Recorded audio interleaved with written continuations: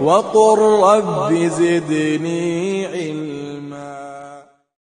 Ensuite, i'lamu, sachez les frères et sœurs que Allah Azza wa Jal ayyana masarif az-zakat. Allah Azza wa Jal, il a désigné, il a précisé les destinataires, ceux qui doivent bénéficier de la zakat. C'est pas tu viens, tu donnes à n'importe qui. Là, yajouz. Il n'est pas permis ni autorisé de donner la zakat à d'autres personnes qu'Allah Azza wa Jal n'a pas décrit dans ce verset-là qu'on va voir. Parce qu'on voit certaines personnes des fois, parce qu'il a son copain, son collègue de travail, tiens, c'est ma zakat, un cadeau juste pour notre amitié. Non, ça c'est la yajouz. S'il ne rentre pas dans les 8 catégories là qu'on va voir, c'est interdit de lui donner la zakat. La yajouz. Donc Allah Azza wa Jal, il ne nous a pas dit donner la zakat et il ne nous a pas indiqué. Bien au contraire. Dans le Coran, on va le voir, il nous a bien indiqué que la zakat, elle doit être donnée à telle personne. Si tu ne rentres pas dans cette catégorie-là, c'est la yajouz. Si tu as donné à quelqu'un d'autre, autre que ces 8 catégories-là, bah, ta zakat, elle n'est pas comptée. Tu es obligé de la redonner. Si tu l'as donné à un ami ou à un copain, ou bien tu as rencontré quelqu'un dans la rue, tu l'as donné au hasard, comme ça, et tu ne sais même pas, tu n'as même pas fait ton enquête s'il est vraiment dans le besoin ou pas, bah, ta zakat, elle ne compte pas. Tu es obligé de la redonner. Ça, c'est très important à savoir. Wakadhalika, il n'est pas permis, et comme on va le voir, Inch'Allah, de donner la zakat à tes parents. Ce n'est pas permis. Car tes parents, ils sont sous ta charge. Toute personne qui est sous ta charge, tu ne peux pas lui verser la zakat. Ta mère, ton père, tes enfants, ta femme, ton grand-père, tu ne peux pas leur donner la zakat car ils sont sous ta charge. Maintenant, tu peux verser la zakat s'ils rentrent dans la catégorie à toute personne qui n'est pas sous ta charge. Comme la femme, mathalan, elle peut donner sa zakat à son mari s'il rentre dans les 8 catégories parce que le mari n'est pas sous sa charge. Donc, toute personne qui est sous ta charge, ta femme, tes enfants, ton père, ta mère, ton grand-père, etc., tu ne peux pas leur donner la zakat. Maintenant, ton frère et tes sœurs et tes cousins, eux, ils ne sont pas sous ta charge. S'ils rentrent dans les 8 catégories, il y a 12. Tu peux leur donner. Allah Azza wa Jal, il nous dit dans la sourate 9, verset 60. إنما الصدقات للفقراء والمساكين والعاملين عليها والمؤلفة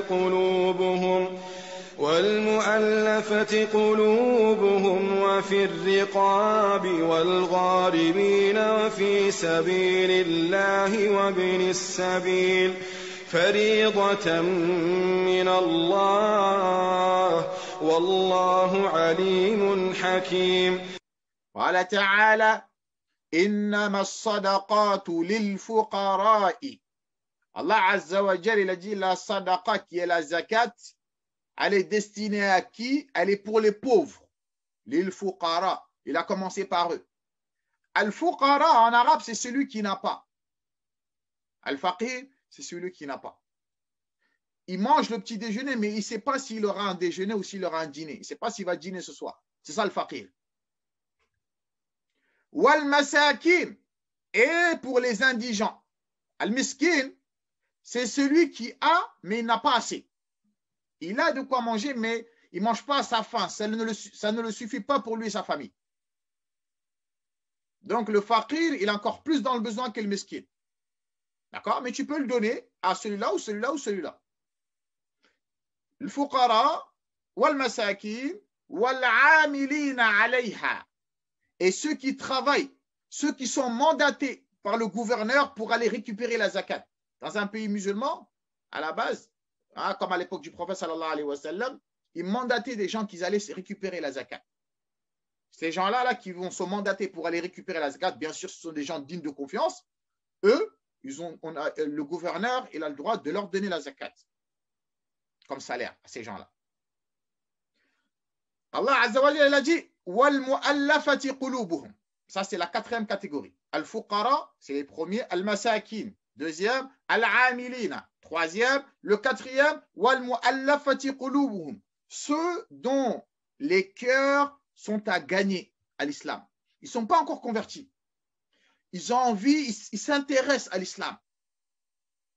Ce n'est pas pour l'acheter. mais pour lui montrer la solidarité de l'islam et le montrer le bon côté de l'islam.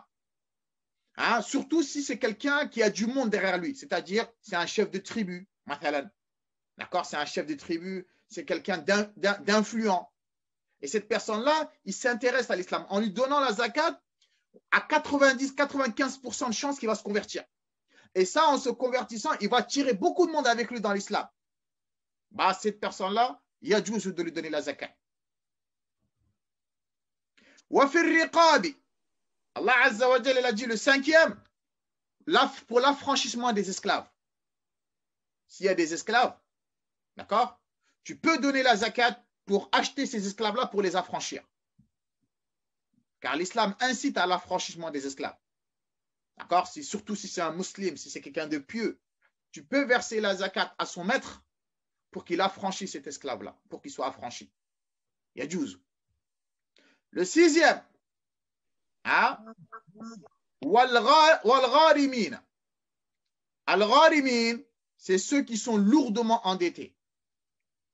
Al-gharimin, c'est ceux qui sont lourdement endettés. C'est-à-dire, une personne qui est esclave, mathalan, il dit à son maître, je veux que tu m'affranchis, je veux acheter ma liberté. Et le maître lui dit, si tu veux acheter ta liberté, bah, tu me donnes tant et je te donnerai ta liberté. Des fois, ce sont des grosses sommes. Donc, l'esclave, il va aller travailler durement pour réunir cette somme-là, pour donner à son maître pour qu'il soit affranchi. D'accord? Ou bien il va s'endetter de cette grosse somme, et il le donne à son maître, mais ensuite, il lui reste une dette à payer. Donc, ce genre de personnes-là, tu peux leur donner la zakat pour qu'ils payent leur dette. C'est ça le gharimi.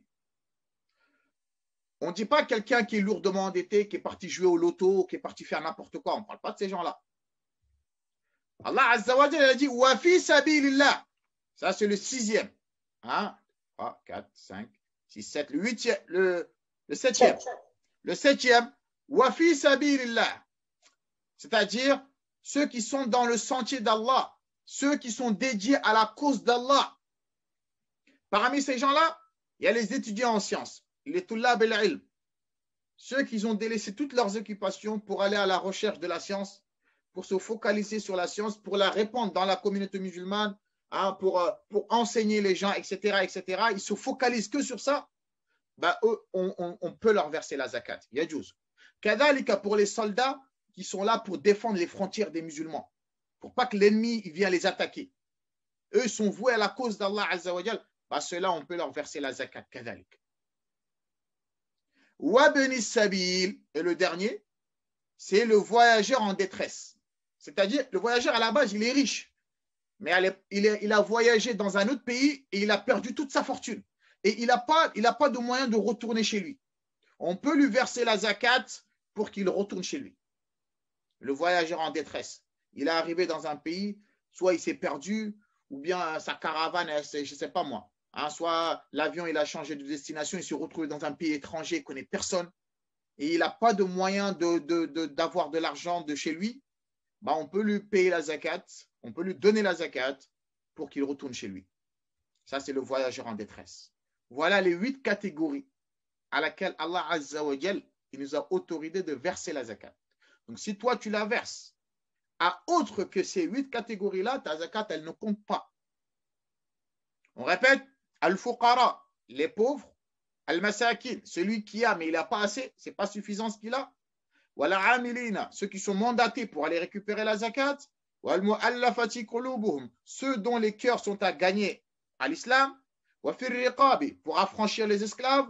Wal-gharimina, ceux qui sont lourdement endettés. Wa fi sabilillah, les étudiants en sciences, etc. Wa beni sabil, et les voyageurs en détresse. Allah, il a dit faridatan min Allah. C'est un décret venant d'Allah.